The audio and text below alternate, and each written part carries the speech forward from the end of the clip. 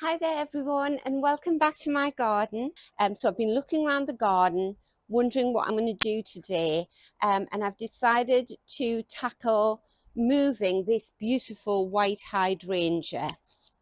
So now in November it's the perfect time for me to move this hydrangea. I could do it in spring, but there's so much to do in the spring that I find actually late autumn is a good time for me. And you might be thinking, well, is it not too late in the year? But actually the ground now has been heating up all year, so it's still actually quite warm under the soil. So if I transplant this hydrangea now, it's got a very good chance to settle in, get those new roots out, and it's just dormant. It's not trying to do everything at once. It's not trying to keep leaves alive. It's not trying to produce flowers. This particular type of hydrangea, you can't cut it back. It flowers on old wood. So if I was to move this shrub and cut it right back down, then I would get no flowers next year. It would grow back, it wouldn't kill it. I would get lots of foliage, but I wouldn't get any flowers. It's not like Hydrangea Annabelle, where you can cut them back down and they will grow and flower the next year because they flower on new wood. So do your little bit of research into what shrub it is that you're wanting to move. But in this case, this is a Mophead hydrangea. So I'm going to have to move him. All of his old flowers are going to stay on because this dead foliage will protect the new buds underneath from frost. So yes, he will just stay the same size when I put him in his new position. I'm sorry that the camera is rocking a bit. It's so windy here. So I'm going to take you into my front garden now and I'm going to show you where I'm going to put this hydrangea. Right, so we are at the front of the house now. That's my front gate. And this is the area here where I'm going to put that beautiful white Mophead hydrangea. This twig here is another hydrangea and it's called Pinky Winky. I'll try and find a picture of what it should look like. This hydrangea just doesn't like it here, but it's not dead. So I'm going to give it one last chance. I'm going to dig it out and I'm going to put it in a pot. So that's what I'm going to do. I'm going to dig out this loose strife as well because I don't want lots of things competing with the roots of the hydrangea. Right, so the first tip that I would give you when you're moving a large shrub like this somewhere else in your garden is to measure it. So I know I have no spatial awareness. I look at this and I think, yeah, that'll easily fit into that spot that I showed you before. But I've done this in the past with other shrubs. And once you dig them out, they look a whole lot bigger. So all you do is, you see, I could trim off branches around the side and that, but I don't really want to lose much of him. But say just roughly, so he's roughly 140 centimeters, 4'7" across. Just double check, that seems really wide, doesn't it? Yeah, 140 by, out of the front, 130. Gosh, he's massive. So let's see where 140 is. Right. Oh, wow. You see, I thought he was going to take this area up here, but 140 centimeters is going to go right across to there,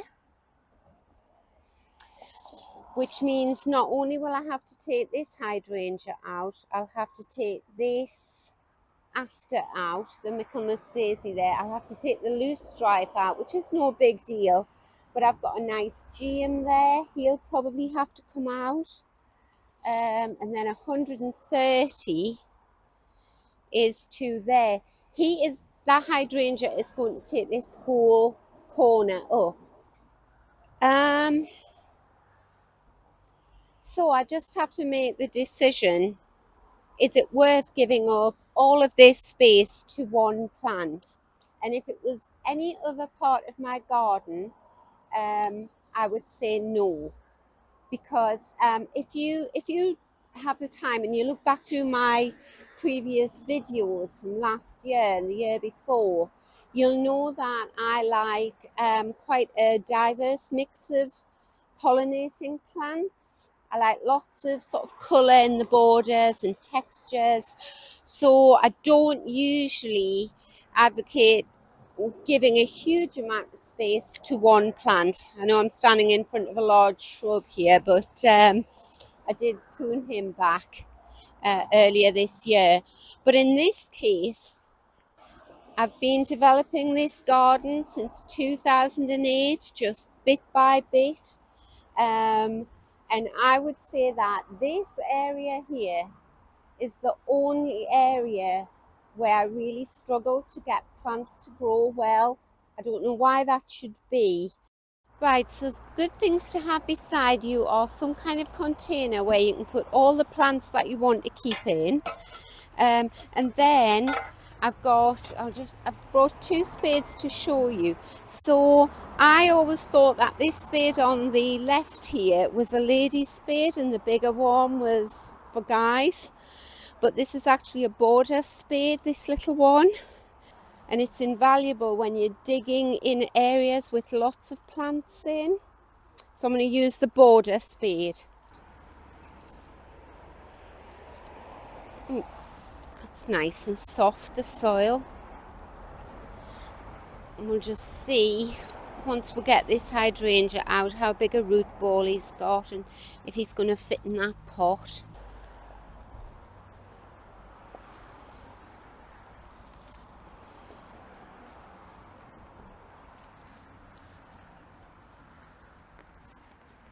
Well, that was easy peasy.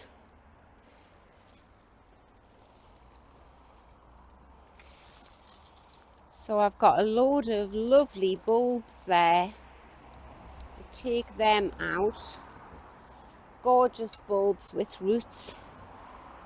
Replant them somewhere else.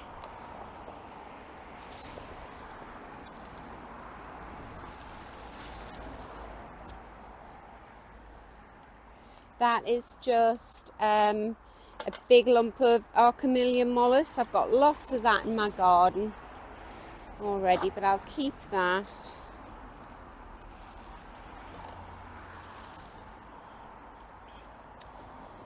He'll go in there. Yes, he'll go in there fine. Right, I'll put him in there in a minute, and then I'll keep him either at the front of my garage, which I see every time I come up the drive, or in front of my greenhouse, and keep an eye on him.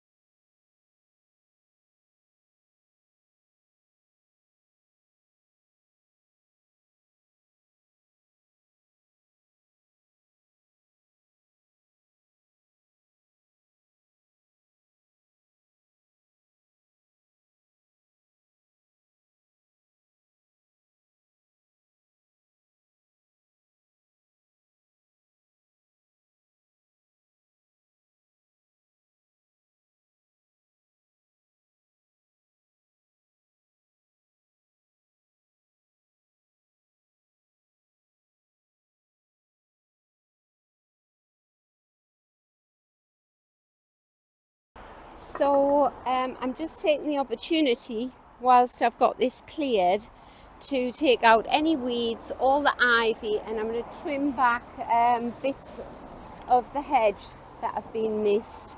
And I'm not sure what he is, but I'm going to prune him back, because once that hydrangea is in place, I'll not be able to get in there. Oh, I'm feeling good about this. It's been one of those things where I keep putting it off. One of those jobs. So I've left a big clump of Linaria, which is a very tall plant, grows like a weed in my garden. It's very pretty, gets a tall purple flower which will grow up through that white hydrangea. That's fine, but anything that's obviously a weed I'm pulling out. Got loads and loads of creeping buttercup. Right, I'm gonna get my spade. If you pull a weed and it just comes out very easily in your hand, it's probably an annual weed. But perennial weeds, which just come back year after year, you tug them and they don't come out. You have to dig them out. And the ivy creeps in from under the hedge. Pull him out. Yeah, I've got a nice Christmas rose there. I'm not going to do anything with the very edge of the path here, because I'll just wait until the hydrangea's in place and then I'll see what needs moving, if anything. Right, so this little area here is where I took the that other hydrangea out, but actually I think I'm going to put the hydrangea in this place here. So I'm just going to dig a nice big hole, coming across loads and loads of bulbs. Some of them are getting massacred, but most of them I'm finding and moving to one side. If you dig bulbs up now at this time of year in the autumn, you'll do no harm whatsoever, as long as you just pop them straight back into their hole. Right, now I'm not going to expend too much energy digging a hole and guesstimating how big a hole I need, because I might be surprised. The hydrangea might have quite a small root ball. So we'll go and dig him out now, and then I'll see what I've got.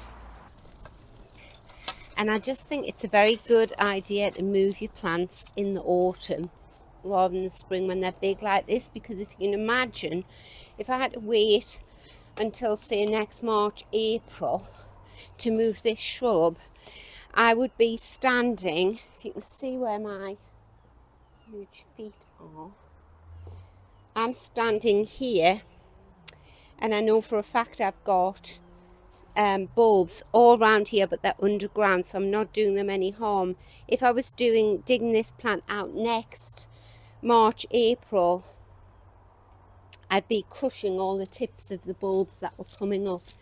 Now I've got a feeling this isn't going to be really that difficult to get out, because can you see he's moving already just with me digging my foot in. Right, so that's that bit. Then we'll go around to the front and I'll loosen him from the front. The leaves come right out here, but the actual crown of the plant is right back here.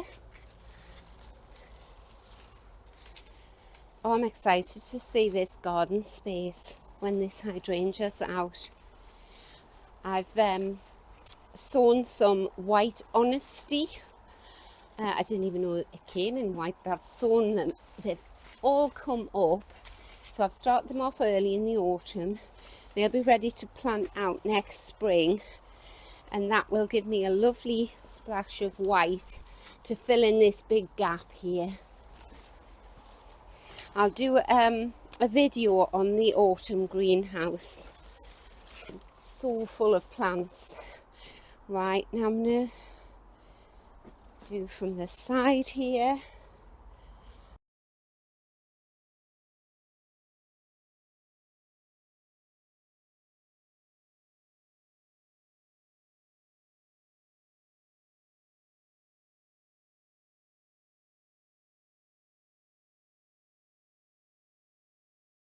Right, I think I've loosened the soil as much as I possibly can. So I'm just going to give it a pull and see. I can hear the roots tearing. Oh, there we go. Give it a little shake. Oh wow. Right, I'll lie him down there and we'll just have a look and see how big his root ball is. Right, I'll take him through. So I'm thinking that hydrangea needs to be at the back, doesn't it? Because it has been up against the garage wall already, so it's going to be quite bare at the back, and all the foliage is going to come to the front. Oh, I think I'm up against the roots of the hedge here, but the soil around it is lovely and rich and crumbly.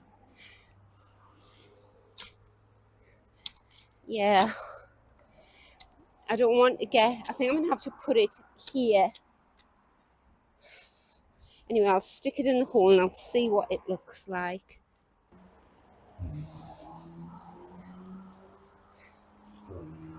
Right, so that's the back of the shrub, where it's sort of vertical and very sparse at the back.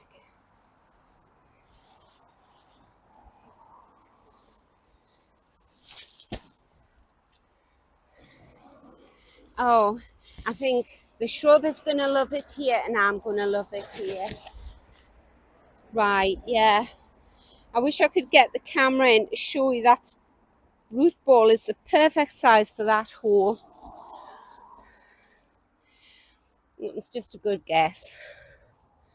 Right, so I'll start backfilling that in.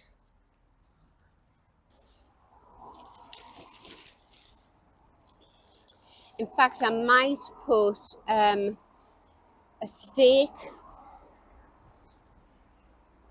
up the middle of it and tie it up, you know how you do with a young tree, because my garden is incredibly windy and I don't want this newly planted shrub to get root rot, which is where the crown of the plant isn't held in place by the roots, and the wind rocks it and it opens up a gap all around the crown of the plant, and then the rain gets in and the frost gets in and freezes that water and you can lose your shrub. Anyway, because I'm holding him up there, you see, he falls forward. Stand back before I get him in place and see if he's in the right place. Yeah, I'm going to go and get a support and support him. Right, so I can tell I'm going to edit out about half an hour's worth of fussing around with this hydrangea, trying to get it in the right position.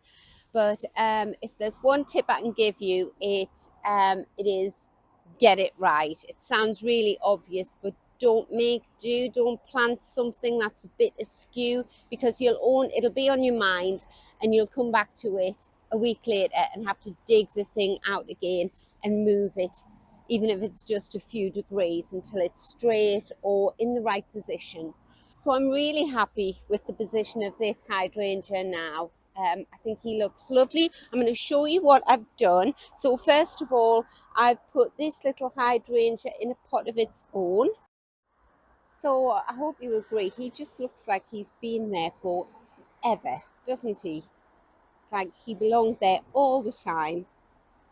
Right, so what I've done is I've taken into consideration what he looks like from this angle as I come down the steps from my front door, from this angle here up the garden, and then if we go up my little woodland path here and look back down from that angle there, and he's a lot more upright than he was in that white garden. He was sort of spilling right forward. So in order to keep him upright, so yes, if you can see, I've put just a bamboo stake in. That must be about 4 foot tall, and I've clipped him to that. But also, because he's such a big plant, that wasn't enough to hold him up. So I've got some of this brown string and tied it to the hedge, and the hedge isn't going anywhere. So now he'll have all winter to settle in, hopefully in the next few weeks, before it gets really, really cold, it'll put out a few new roots.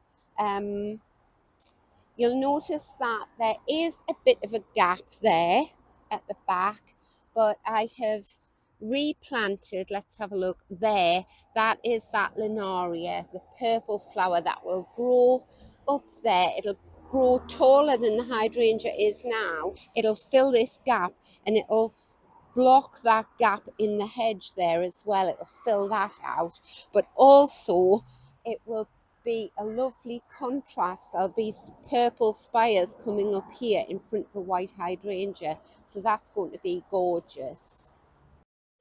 So I also brought a bucket of the soil that he was planted in from the white garden round here and put that in the hole as well. So he's got a lot of the soil that he was originally planted in.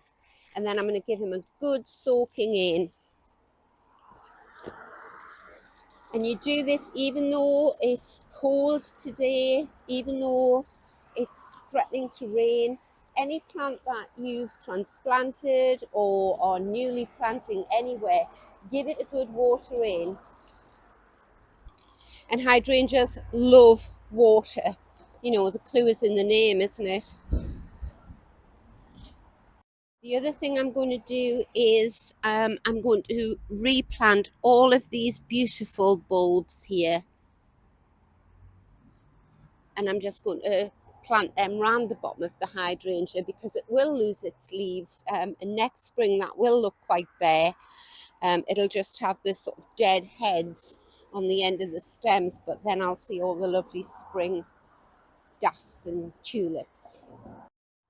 And I'm absolutely delighted with this border now. It was mainly ferns and the huge hydrangea, and it looked lovely, but I always felt the garden was quite lopsided. So you had all this huge foliage here, and then much smaller plants along here.